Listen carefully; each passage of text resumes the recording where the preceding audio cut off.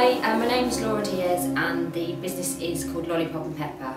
It's a small sort of design furniture sort of company that I take other people's furniture and do makeovers on them, so from sort of painting and distressing up to sort of bespoke decoupage. And just as a hobby, I used to go around junk shops, pick bits up that I can see potential in, and then sort of design them, sort of change them, do things with them. And started selling on eBay, and then that turned into selling in craft fairs.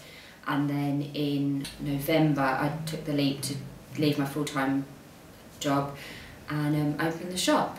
It started with the pieces being sold purely in the shop here in the Needlemakers, which then soon expanded into selling through another shop called Lewis Antique Centre.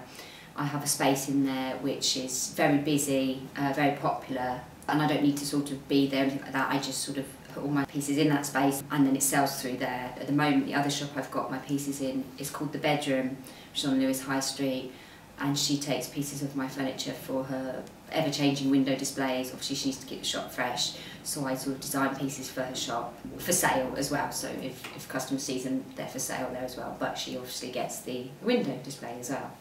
We love having Laura's pieces in the shop, and we try and put a piece in the window when we have a new item in, because customers are very attracted to her furniture and it certainly brings them into the shop.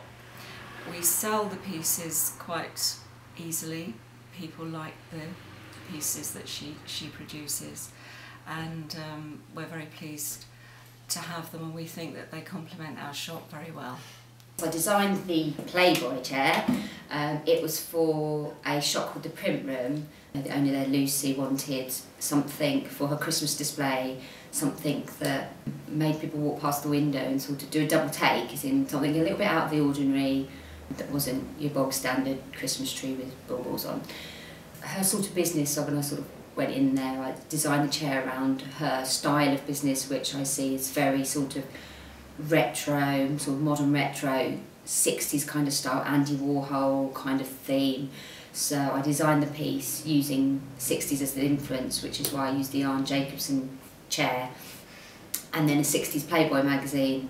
I think my initial reaction when I found out that someone had complained about the chair was, I think I laughed, not in sort of a nasty way, I was just a bit shocked. I couldn't really understand why it had caused such a outrage to someone. I mean, I think the chair was quite tame, it was more arty rather than crude.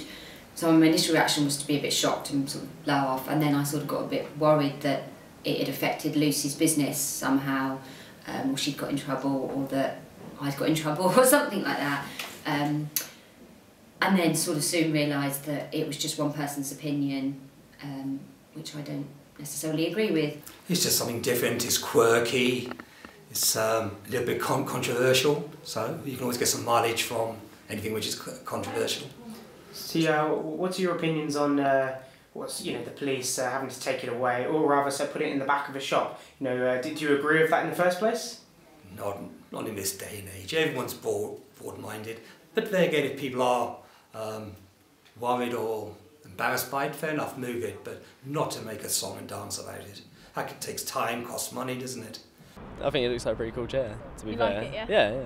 I don't think it's inappropriate at all. Perhaps I'm more broad-minded than some, but I mean, I can't think why anybody would be offended by a woman's body.